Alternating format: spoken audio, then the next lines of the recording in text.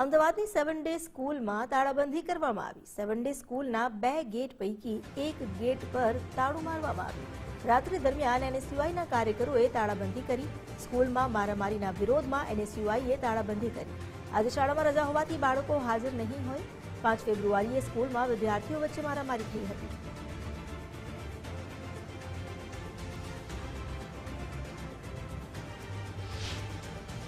અમદાવાદ શહેરના ખોખરા વિસ્તારની 7th day સ્કૂલમાં એનએસયુઆઈના કાર્યકર્તાઓએ તાળાબંધી કરી છે। રાત્રિ દરમિયાન જ્યારે કોઈ શાળામાં હાજર ન હતું એ દરમિયાન 2 કાર્યકર્તાઓ આવ્યા હતા અને જે મુખ્ય રસ્તો છે એની આગળનો એન્ટ્રી ગેટ છે ત્યાં તાળાબંધી કરવામાં આવી છે।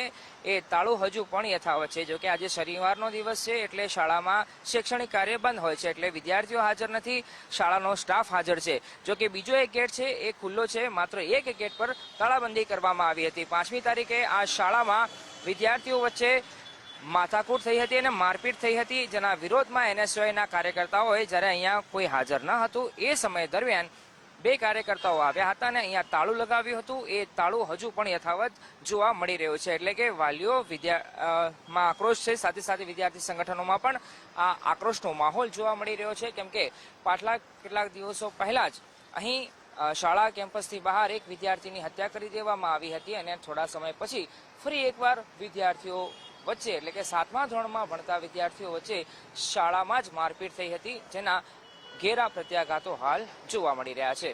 કેમેરા પર્સન ગુજરાતની સાથે અર્પિત દરજી, ગુજરાત ફર્સ્ટ, અમદાવાદ।